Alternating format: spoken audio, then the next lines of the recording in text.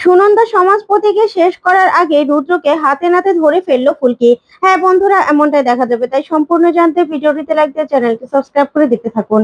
গল্পের শুরুতে দেখা যাবে রুদ্র সুনন্দা সমাজপতির বিরোধী দলের নেতার সঙ্গে দেখা করে বলে, স্যার আসতে পারি? তখনই সেই নেতা বলে, হ্যাঁ এসো।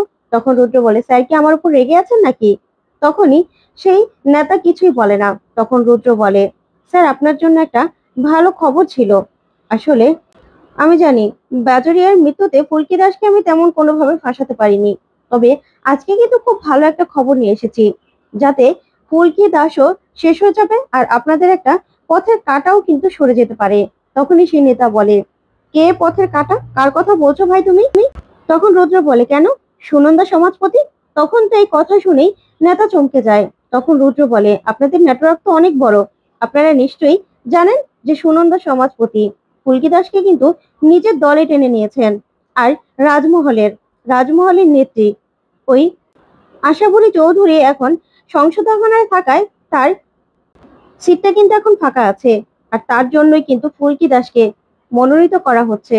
ফুলকি দাসকে প্রার্থী হিসেবে ঘোষণা করবে ওই সুনন্দা সমাজপতি। সে একটা সভায় আসবে কালকেই। তখনই এই কথা শুনে নেতা বলে, না তো, সুনন্দা সমাজপতি তো বেশ কিছুদিন হলো কোনো জায়গায় কোনো সমাবেশে আসছে না। তখন এই কথা শুনে রুদ্র বলে, আসবে, কালকে আসবে, আমার কাছে খবর আছে। তাই আপনি বললে আমি কিন্তু এক ঢিলে দুই পাখি মেরে দিতে পারি। তখনই সে নেতা বলে, কে ভাই মারবে? তুমি? তুমি মারবে? তাও আবার এত বড় বড় কথা বলছো? তখন রুদ্র বলে, আমি জানি আমি আপনার জন্য তেমন কোনো সুখবর আনতে পারিনি, অনেক কিছু করতে পারিনি, কিন্তু আমি কি পারি না পারি সেটা থেকে আপনার খেয়াল করে মনে হয় না কোনো কাজ হবে। এবার আমি যেটা বলছি সেটাতে কিন্তু এক ঢিলে দুই পাখি মরবে।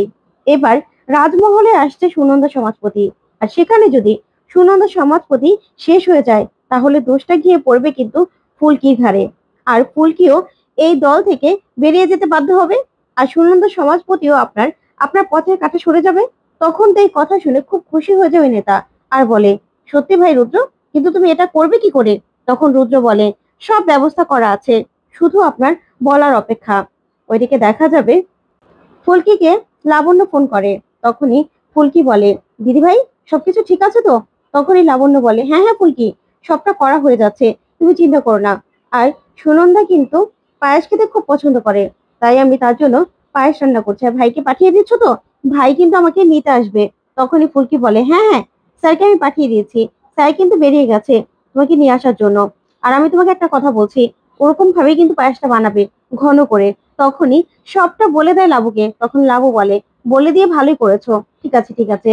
তারপরে দেখা যাবে লাবু ফোনটা রেখে দেয়। ওইদিকে রুদ্র ছদ্মবেশ নিয়ে সেই রায়চৌধুরী বাড়িতে প্রবেশ করে আর আগের কথাগুলি ভাবতে থাকে আর মনে মনে বলে, ফুলকি দাস, তোমার জন্য এই বাড়ি থেকে আমি বিদায় হয়েছিলাম, সেই কথাগুলো আজও পর্যন্ত আমি ভুলতে পারিনি। কিন্তু আজকে কতদিন পরে আবার সেই রায়চৌধুরী বাড়িতে আমি পা রেখেছি। আমার এবার সবকিছু প্রতিশোধ নেব আমি, সবকিছুর। তখনই রোহিত সেখানে এসে দাঁড়ায় আর বলে, অভিরূপদা চলো। তারপরে ভিতরে আসে। ওইদিকে লাবণ্য পায়েস রান্না শেষ হয়ে যায়। তখনই রুদ্র বলে, কি, আপনি পায়েস রান্না করছেন না? পায়েসটা তো বেশ ঘন হয়েছে, আর দেখতে তো খুব ভালো লাগছে, নিশ্চয়ই খুব মজা হয়েছে। তখনই লাবণ্য কিছুটা রুদ্রকে খেতে দেয়। তখন রুদ্র খেতে থাকে আর বলে, খুব ভালো হয়েছে, খুব ভালো হয়েছে। আমি জানি রোহিত এখন খাবে না।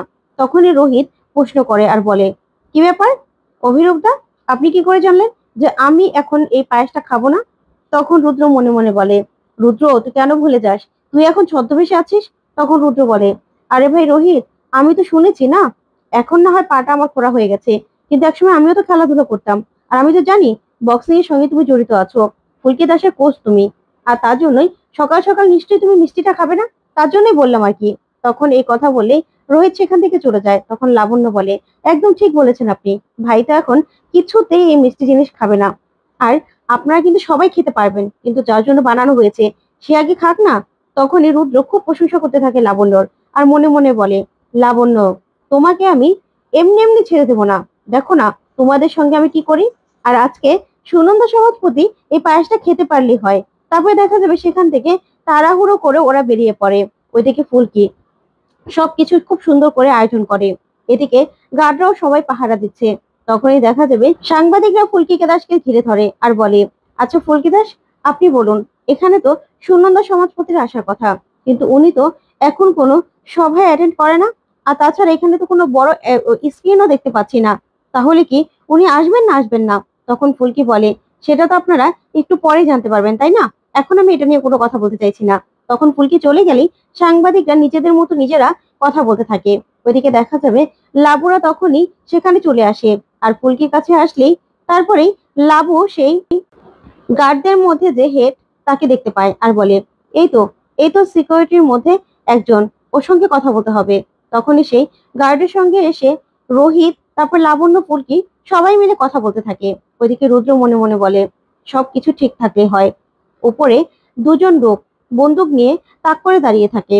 তখনই গার্ডের কাছে ফোন আসে যে সুনন্দা সমাজপতিরা প্রায় চলে এসেছে। তখনই সেই গার্ড বলে, আপনি চিন্তা করবেন না ম্যাডাম, ওনারা 2 ঘন্টা হয়েছে বেরিয়েই পড়েছে, একটু পরেই ঢুকে যাবে সভায়। আপনারা একদম চিন্তা করবেন না, সবকিছু ঠিক আছে। তারপরে দেখা যাবে সেখান থেকে গার্ডটা গিয়ে রুদ্রর সঙ্গে কথা বলতে থাকে। তখন রুদ্র বলে, কি ভাই, সবকিছু মনে আছে তো? তখন সেই গার্ড বলে, হ্যাঁ হ্যাঁ স্যার, সবকিছু মনে আছে, আপনি যেভাবে বলেছেন সবটা সেরকম ভাবে হবে। তখন রুদ্র বলে, আজকে যেন কোনোভাবেই এই সুনন্দা সমাজপতি বেঁচে না ফিরতে পারে। তখনই এই প্ল্যানগুলো করতে থাকে ওরা। তখনই ফুলকি এসে দেখে ফেলে, সবটা দেখে চমকে যায় আর মনে মনে বলে, অভিরূপদা এখানে কি করছে? তখনই ফুলকি বলে ওঠে, অভিরূপদা আপনি এখানে? তখন তো রুদ্র ভয় পেয়ে যায়। তারপরে রুদ্র এগিয়ে আসে আর এসে বলে, হ্যাঁ ফুলকি, আসলে ওকে আমি ভালো করে বুঝিয়ে দিচ্ছিলাম। তখনই সে গার্ড সেখান থেকে চলে যায়। আর ফুলকি রুদ্রর দিকে এক দৃষ্টিতে তাকিয়ে থাকে। তখনই দেখা যাবে সুনন্দা সমাজপতি তখনই সেখানে এসে পৌঁছয়। আর ফুলকিকে লাবু ডাকলে ফুলকি সেখান থেকে চলে যায়। তখন রুদ্র মনে মনে বলে, বাবা, সুনন্দা সমাজপতি এসে আমাকে বাঁচিয়ে দিল, না হলে ফুলকি দাস একের পর এক জেরা করতে থাকতো আমাকে। এগুলো আমি আর সহ্য করতে পারছি না। তারপরে দেখা যাবে সুনন্দা সমাজপতি সেখানে এসে পৌঁছলেই সব সাংবাদিকরা ঘিরে ধরলেই সমাজপতি বলে যে, আগে যে কাজটা করতে এসেছি সেটা আগে করি, তারপরেই তোমাদের সবার প্রশ্নের উত্তর আমি দেব।